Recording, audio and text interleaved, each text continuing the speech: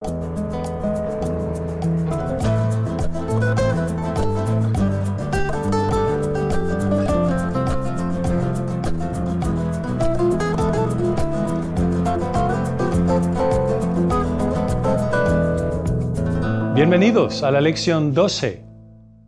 En esta lección vamos a hacer un poco de todo. Vamos a trabajar más con la pronunciación y después vamos a estudiar la manera correcta de escribir palabras en español. Una actividad que se llama, repitan, deletrear.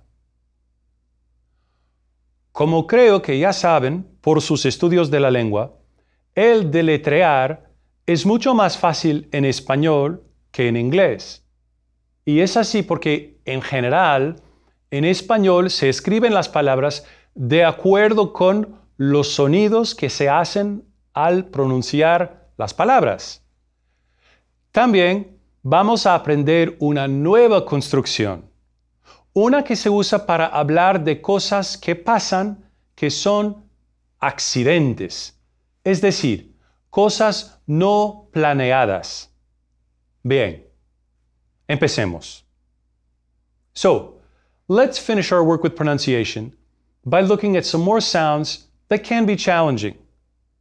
As we learned in our first course, the letters B and V sound the same in Spanish. But even after students take a course or two in the language, the mistake I often hear is the tendency to pronounce the V as if it's the English V. You'll notice that the sound I just made is one you start and then continue. V. Remember, that's not the sound we want. It exists in English and in French, not in Spanish. What we want is the B sound that you start and end in one moment. B. Repeat these words, you know, while saying B and not V. Keep in mind, since V makes the same sound as B, you should be making no puff of air as you say these words. In fact, let's make sure there's no puff of air. Repitan. Vamos. 20. Venezuela. Vender. El verano. Now, let's pronounce some new words while making sure to pronounce the V as a B. Repitan. El valor, variar, la velocidad, la voluntad, vacío, la ventaja, la versión, la víctima, la violencia. Algo rápido tiene mucha velocidad, es verdad. Y el verbo variar es un sinónimo del verbo cambiar. ¿Qué significa un sinónimo? Pues en inglés, un sinónimo es a synonym. Y las palabras variar y cambiar son sinónimos. Tengo unas preguntas sobre sinónimos. ¿Cuál es un sinónimo de muy grande? Un sinónimo es enorme. Un sinónimo de chica es muchacha o niña. Y un sinónimo de comprender es entender. You'll also have noted a number of cognates among those new words. Victim in Spanish is la víctima. Version is la versión. Violence is la violencia. A veces, en las ciudades grandes, hay víctimas de violencia. ¿Y cómo se describe una persona que usa violencia? Es decir, la violencia es un sustantivo, pero ¿cuál es el adjetivo que describe a alguien que usa la violencia? Pues es un cognado. Alguien que usa la violencia es violento. Okay, time to make a new sound. Open your mouth really wide, like this. Now, close it tightly. Good. Now, with your mouth closed, just listen. Well done. You've successfully pronounced the sound associated with the letter H in Spanish. The H, of course, is silent. Say these words. Hermanos, hotel, hola, hija. Now, repeat them after me. Hermanos, hotel, hola, hija. And this last word can cause some problems. The H is not pronounced, and then the J sounds like H. So the word is, repitan, hija. And now, some new words that also have H. Repitan. El vehículo. Hallar. El hábito. El horario. Histórico. The verb hallar is a synonym for encontrar. Both mean to find. We know that in Spanish, the hour is la hora. This should help you remember, repitan, el horario. Schedule, which you might think of as being made up of hours.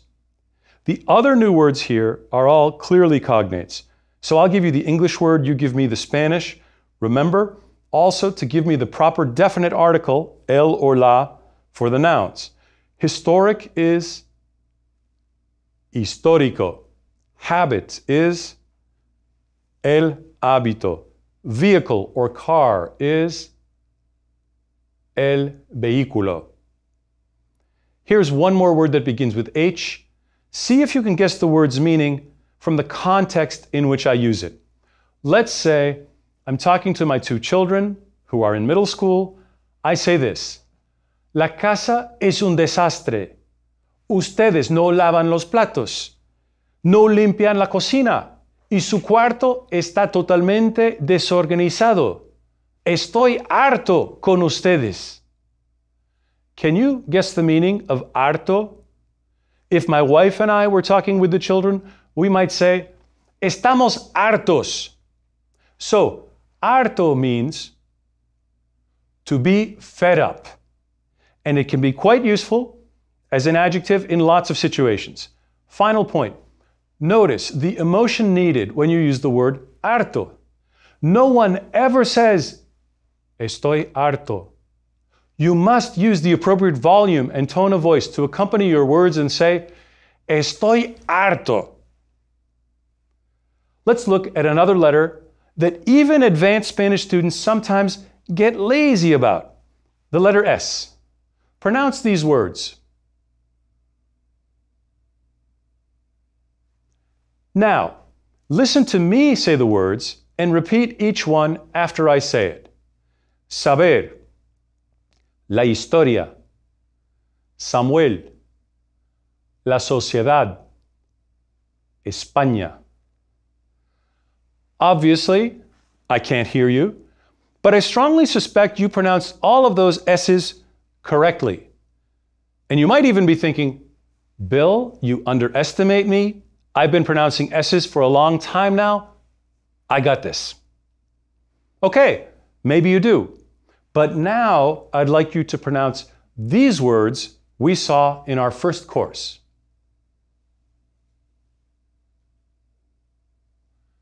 Now, say them after me, noting that the S in these words sounds like S and not Z. Repitan. Visitar. La música. La televisión.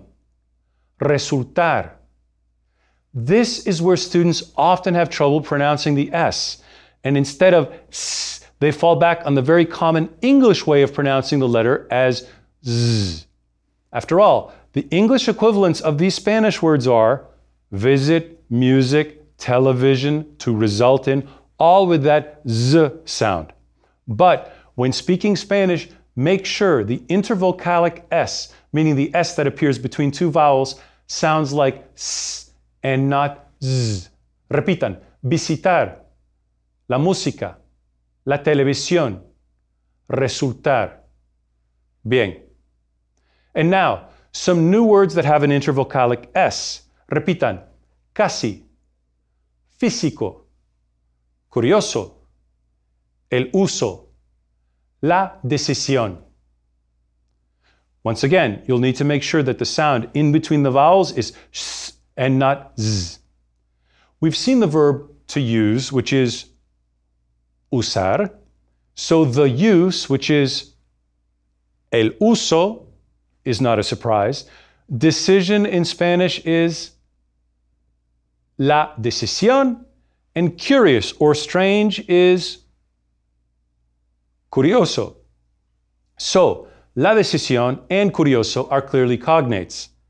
And the word for almost, which is casi, is very useful. Por ejemplo, no hice todo el trabajo, pero casi lo terminé. Escribí casi 10 páginas esta mañana. The letter D is surprisingly tricky because it makes two sounds. Either D as in English or th of this. At the start of a word, or after the letters N or L, D is pronounced pretty much the way it is in English. Repitan. Diez. Decir. Dar. 200. Y ahora repitan estos dos nombres. Andrés. Elda. Bien. But after a vowel, the D sound is not the hard D sound, but rather a softer th sound. Repitan. Madrid. Cada. Pedir. Decidir. And you should notice this last word, to decide, has a first D that's a hard D, while the second is the softer th sound. Repitan. Decidir. Otra vez. Decidir. Bien. We know that the letters C and G have different pronunciations depending on the vowel following the letter. Repeat these sounds after me. Co, ca, cu, se, si. Clearly, we're making a k sound before O, A, and U, and a s sound before E and E. Now, repeat these sounds. Go, ga, gu, ge, ji. So, a G before O, A, and U makes a G sound, while before the letters E or I, it's a J sound. Repitan. Je, ji. We're almost done with our pronunciation review. Recall that the letter X can be pronounced in a few different ways. Typically, it's a X sound, found in, repitan, el taxi. But it can also be pronounced as a J sound, as in, repitan, Mexico, mexicano. Finally, with some place names in Mexico, the X makes an S sound. Repitan, Tasco, Xochimilco. Finally, I'd like to remind you about the pronunciation of Y and LL. Depending on where you are in the Spanish-speaking world, these letters are pronounced in different ways. The most common way of pronouncing these is as a Y sound in English. Repitan, ya, llamar, Guillermo, la playa. Muy bien. Here's my last pronunciation thought, and I've said this before. Really listen well to spoken Spanish and work to reproduce the sounds you hear. If you lose focus at all, either listening or speaking, your Spanish could go on autopilot, meaning you might revert to making the sounds your mouth is used to making, ones found in the English language. Our goal, of course, is to sound like Spanish speakers. La idea simplemente es hablar como hablan los nativos. Ahora, voy a hablar de una nueva construcción gramatical que es bastante útil. Es una construcción que se usa para expresar cosas accidentales, no planeadas. Es decir, algo que ocurre pero que no es lo que se esperaba. Y antes de explicar esta construcción, les voy a mostrar unos ejemplos con unos verbos que conocemos. Y los verbos que voy a usar ahora son caer, olvidar y perder. Miren lo que pasa ahora. Tengo este libro aquí. Voy a leerlo. Pero, ¡ay! Se me cayó el libro. Perdón. Bien. Ahora tengo 2 libros. ¡Ay! Se me cayeron los 2 libros. ¡Qué mala suerte que tengo! Es que se me cae todo. Y ahora voy a decirles el nombre de este restaurante nuevo que es tan bueno. Se llama... Perdón, se me olvidó el nombre del restaurante. ¿Saben? Es verdad, a veces se me olvidan nombres, o de personas o de lugares como restaurantes. Última cosa, ayer, cuando iba con un amigo a nuestra oficina central en la universidad, no pudimos entrar. ¿Saben por qué? Se nos perdieron las llaves de la oficina y todavía no sabemos dónde están. So that's a fair bit of bad luck for me lately, lots of accidents and unplanned events. I dropped the book. Se me cayó el libro. Then I dropped 2 books. Se me cayeron los 2 libros. And I even said that I drop everything. Se me cae todo. Then I forget the name of the restaurant. Se me olvidó el nombre del restaurante. And I added that at times I forget names. A veces se me olvidan los nombres. Finally, my friend and I lost our keys. Se nos perdieron las llaves. Mala suerte. This construction I've been employing is one that's used to talk about accidents and unplanned events. So let me explain now what the components of this construction are, and there are 3. First, repitan, se.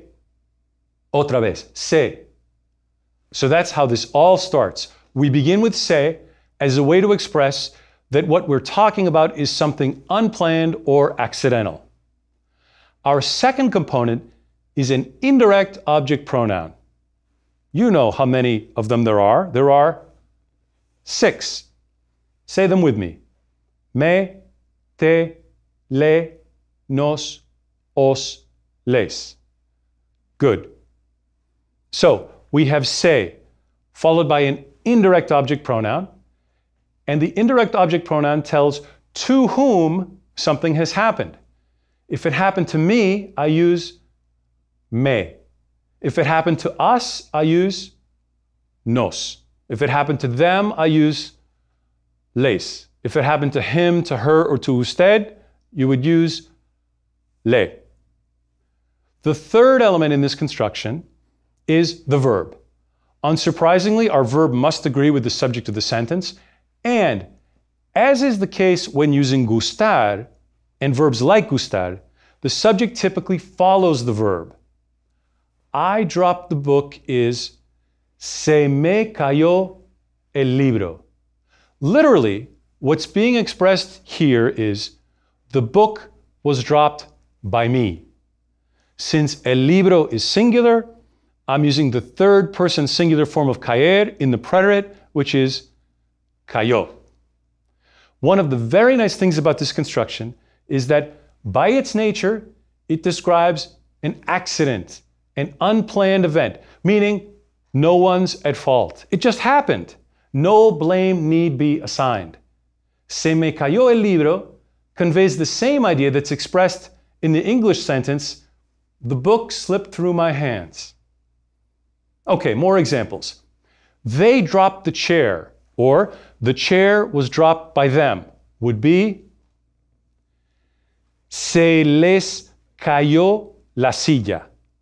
Notice that the verb still agrees with the subject, la silla in this case, but the indirect object has changed. It's now les, to them. How would you say to a friend, did you forget the papers? ¿Se te olvidaron los papeles? Once again, literally what's being asked is, were the papers forgotten by you? ¿Se te olvidaron los papeles? I've been using the preterite, which is quite often used with this construction, but I could use other tenses as well.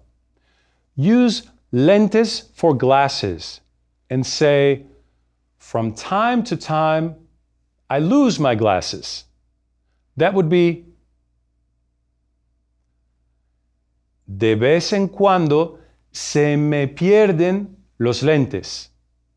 And since I'm using the indirect object pronoun me, there's no need for me to also use the possessive adjective and say mis lentes. Instead, it's de vez en cuando, or a veces, se me pierden los lentes. I could even use the imperfect and say, for example, they always used to forget their books, which would be siempre se les olvidaban los libros. And if I want to say, for example, the children always used to forget their books, I would use a plus the indirect object, in this case the children, to say a los niños siempre se les olvidaban los libros. Now, it's not just any verb that gets used in the se construction. After all, this construction is used to talk about accidents, unplanned events, and certain verbs are more likely to happen accidentally. Among the common verbs used with this construction, we just saw 3, caer, olvidar, perder. Now let me introduce you to some new verbs that are often used with this se for unplanned occurrences construction. Repitan. Romper, quemar, quebrar, descomponer, manchar. In an earlier lesson, we were using the word acabar, which we know means to finish. When used with this new construction with se, acabar means to run out of. You can see how all these verbs might be used to express accidental or unplanned events. You don't intend to burn the toast or stain your shirt, but, well, stuff happens. And these are the kinds of verbs that, in Spanish, are often used to talk about unplanned occurrences. How would you say, Raúl broke the glass? A Raúl se le rompió el vaso. Now, use los cocineros to say, the cooks burned the meal. A los cocineros se les quemó la comida.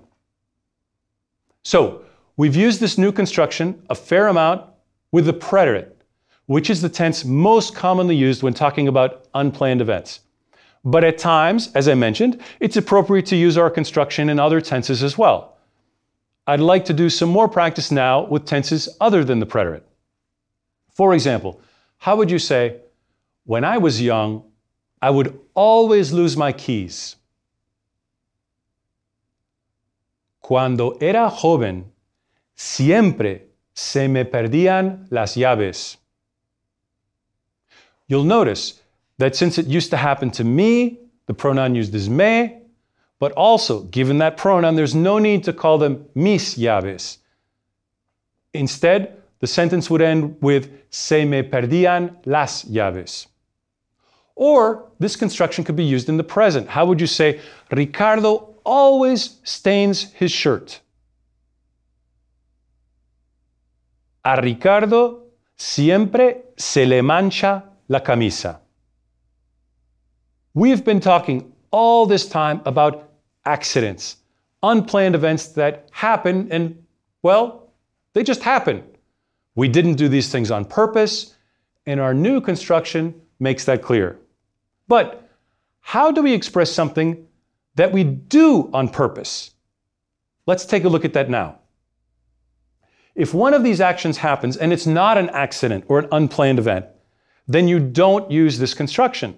Instead, you use one of these verbs we've been using: caer, olvidar, perder, romper, quemar, quebrar, descomponer, manchar, acabar. Give it a subject and conjugate it as a normal verb. For example, let's imagine that Raúl decides that his old plates are terrible, and for that reason, he's going to buy some new plates.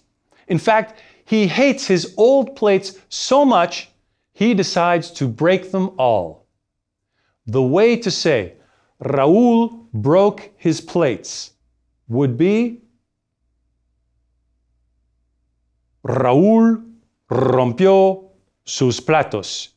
No new construction there, just subject plus verb plus direct object. Raúl rompió sus platos. Bien. How would you say, I ran out of time? Se me acabó el tiempo. Good. How about we ran out of time? Se nos acabó el tiempo. One more. How would you say, they ran out of time and money?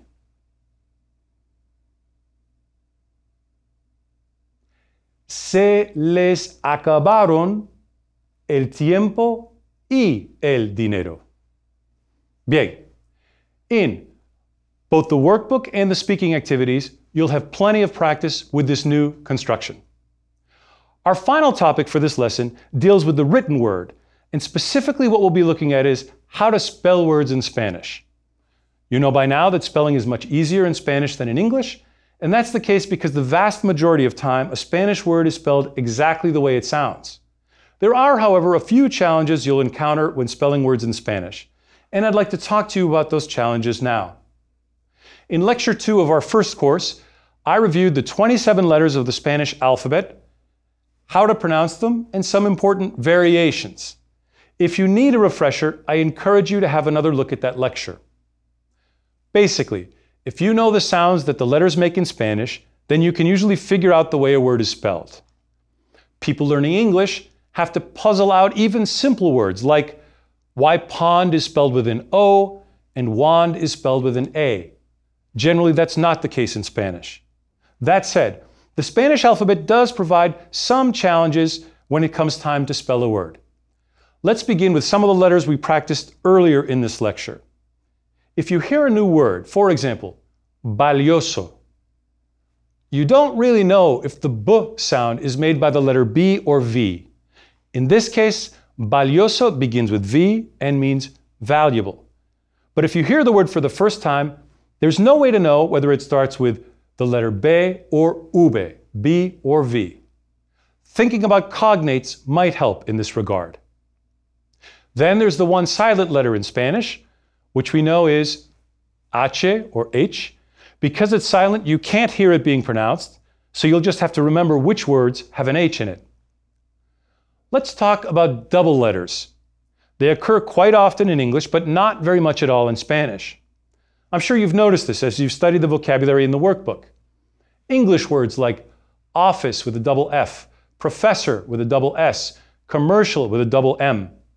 Well, in Spanish, the cognates for these words have just a single letter: oficina, profesor, comercial. So that's one spelling tip to remember. Spanish uses double letters much less than in English. But what about those times when Spanish does use double letters? When do they occur? With vowels, double letters occur a fair amount, especially with the letter E. Consider leer, poseer, creer. I could go on and on. Lots of words have a double E in Spanish. Occasionally, you'll see a double O, as in el microondas, coordinar, cooperar. With both the letters A and I, a double letter is very, very rare, but possible.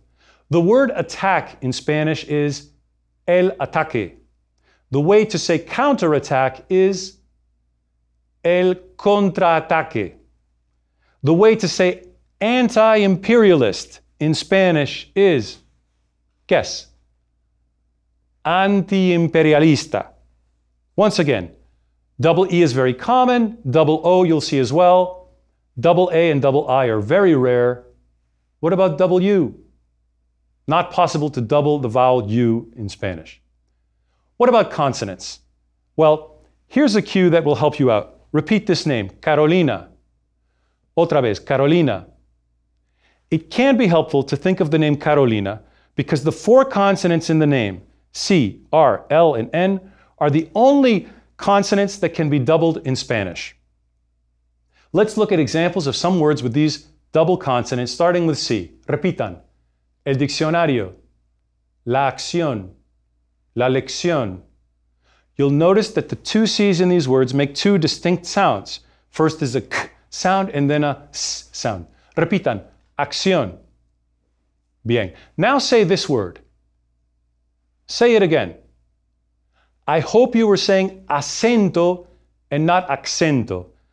Acento has just one C, so it's pronounced as a S. There's no X because it's just one C in acento. That's the double C. Now the double R. We've seen in a number of words, including, repitan, el perro, el carro, costarricense. We know this double R sound is trilled. Rrr, el perro, el carro, costarricense. The double L, sometimes known as ella, is found in names like Guillermo and Guillén, and in words like llamar, llevar, llover. Finally, our last double letter is the double N. You won't come across this very much at all. In fact, many words that have a double N in English have just a single N in Spanish. Words like, for example, annual and anniversary, which in Spanish are anual, aniversario, with one N. Still, there are some cases where you see a double N. The word unnecessary in Spanish is, repitan, innecesario. Double N. The most popular word in Silicon Valley has a double N. Both in Spanish and in English, the noun is, of course, repitan, la innovación. The verb is, repitan, innovar. Once again, compared to the letters C, R, and L, there are very few double N's in Spanish. Final point, occasionally you come across a word from another language that's made its way into Spanish and has a double consonant. For example, repitan, el reggae, la pizza. Reggae comes from English, pizza comes from Italian. Those are now Spanish words with double consonants, but those are rare cases of words originally from other languages. In general, C, R, L, and N are your double consonants. Muy bien. Ahora hay algo más que quiero decir, pero miren la hora. Es muy tarde y no tenemos ningún minuto más para seguir con esta lección. ¿Y por qué? Porque se nos acabó el tiempo.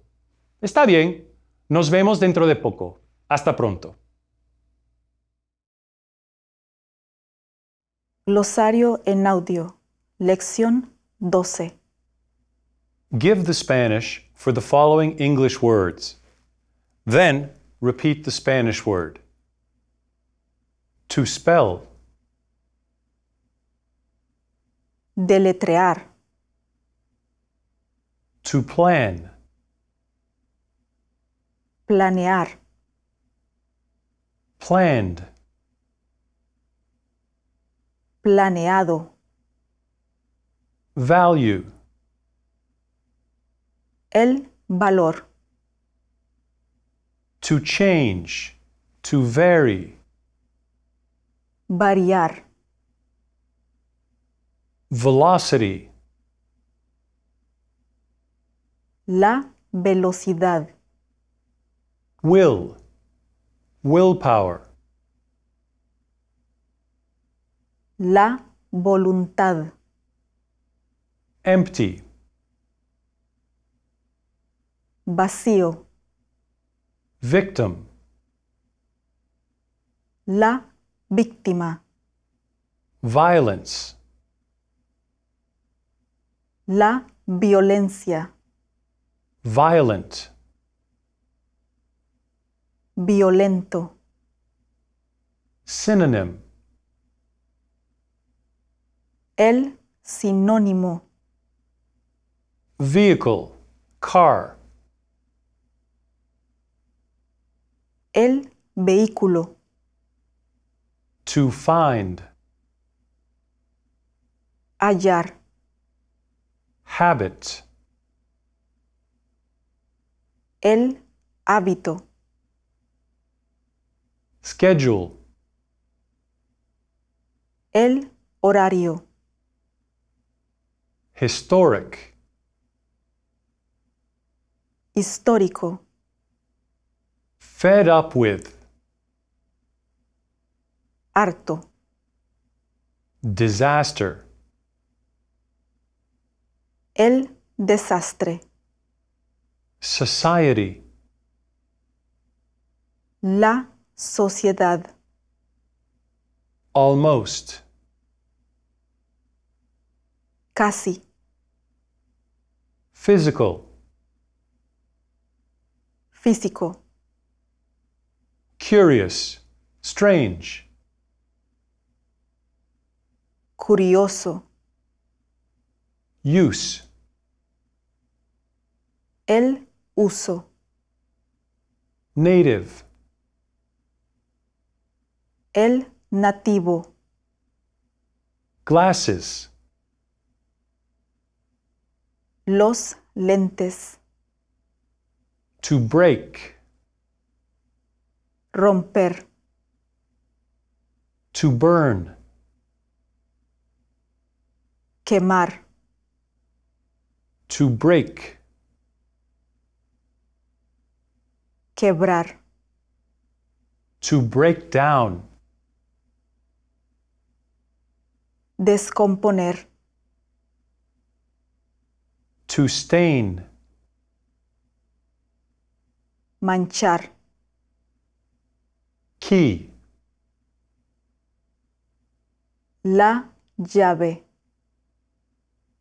valuable, valioso, counterattack, el contraataque, anti-imperialist, antiimperialista, annual, anual, anniversary,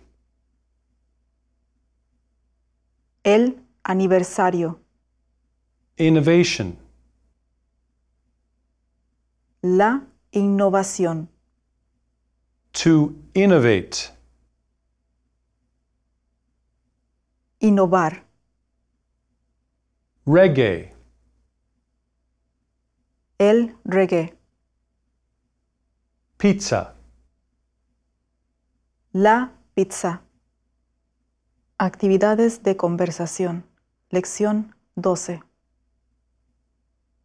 listen and repeat the following words. 20. Vender. Venezuela. Valor. Velocidad. Ventaja. Verano. Vamos. Violencia. Voluntad. Hotel. Hija. Horario. Harto. Harta.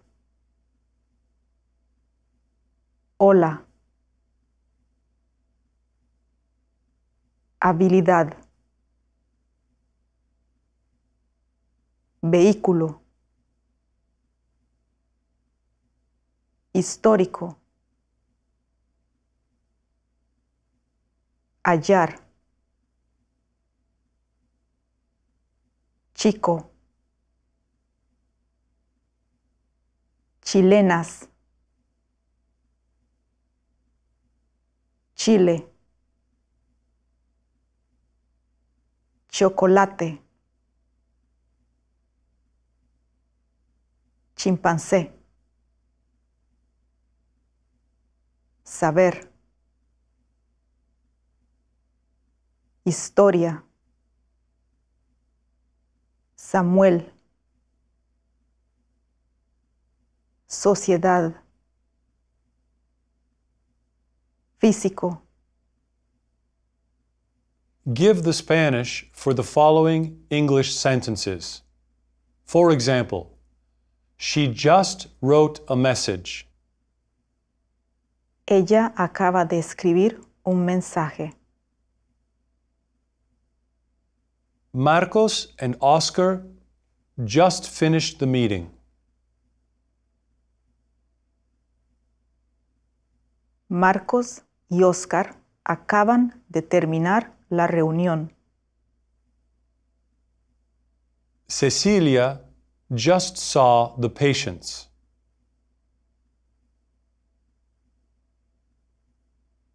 Cecilia acaba de ver a los pacientes. Miguel just bought a Spanish dictionary.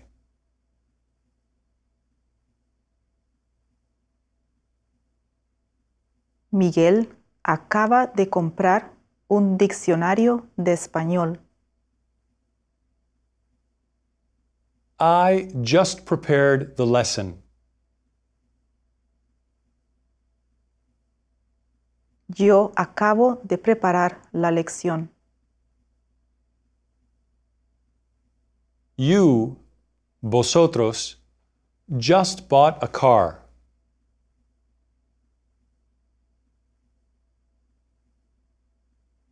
Vosotros acabáis de comprar un carro. Guillermo just called his brother.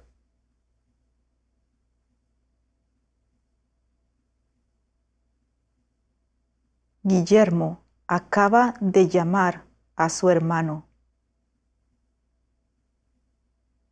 You, tú, just planned your vacation.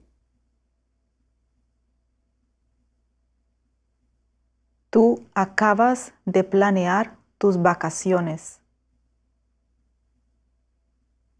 We just received the schedule for next semester.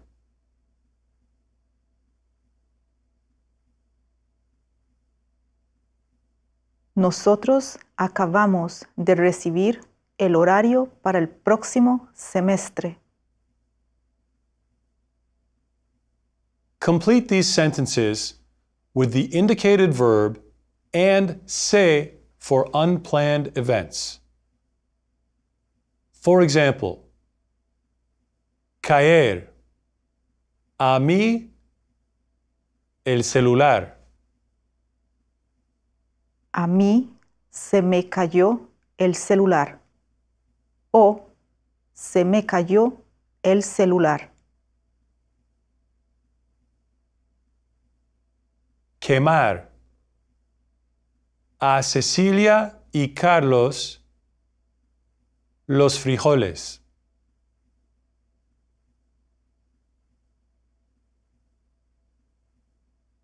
A Cecilia y Carlos se les quemaron los frijoles.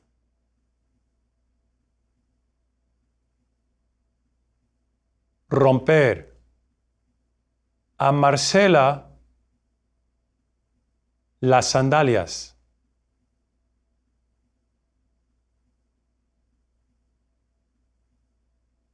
A Marcela se le rompieron las sandalias.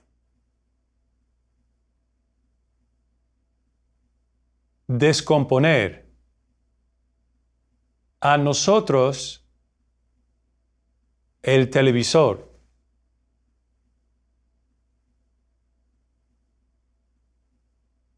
A nosotros se nos descompuso el televisor. Manchar.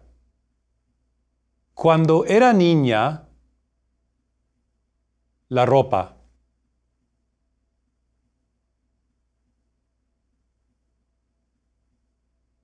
Cuando era niña se me manchaba la ropa.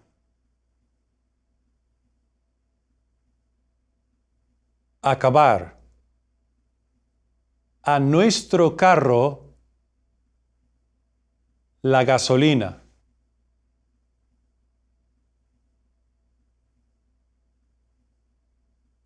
A nuestro carro se le acabó la gasolina.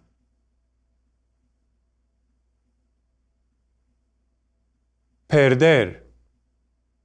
A ti, las maletas en el aeropuerto.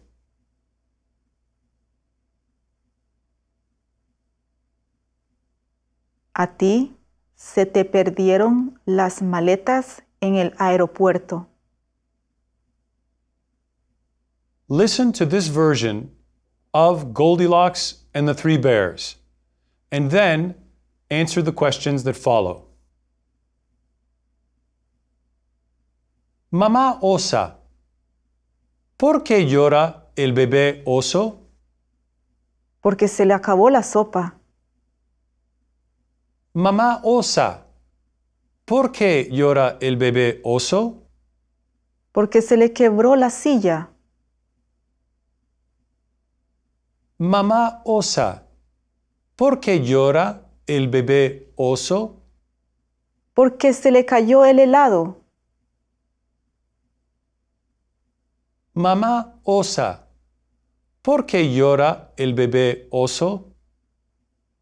Porque se le perdieron los juguetes. Mamá osa, ¿por qué llora el bebé oso? Porque su amiga se le perdió el camino a casa y no puede venir a jugar. Mamá osa, ¿por qué llora el bebé oso? Porque se descompuso el televisor. ¿Y ahora? ¿Por qué lloras tú? Porque se me acabaron las respuestas. ¿Quiénes están llorando ahora? Bebé oso y mamá osa están llorando. ¿Por qué la amiga del bebé oso no puede jugar con él?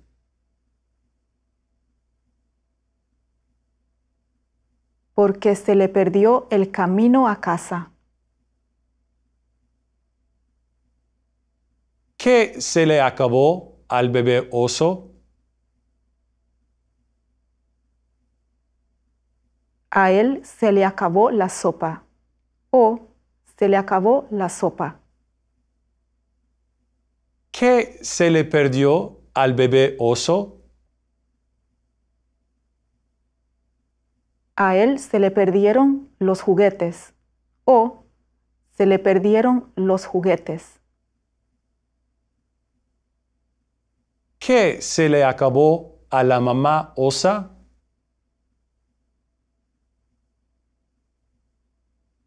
A ella se le acabaron las respuestas. O se le acabaron las respuestas. ¿Qué se le cayó al bebé oso? A él se le cayó el helado. O se le cayó el helado.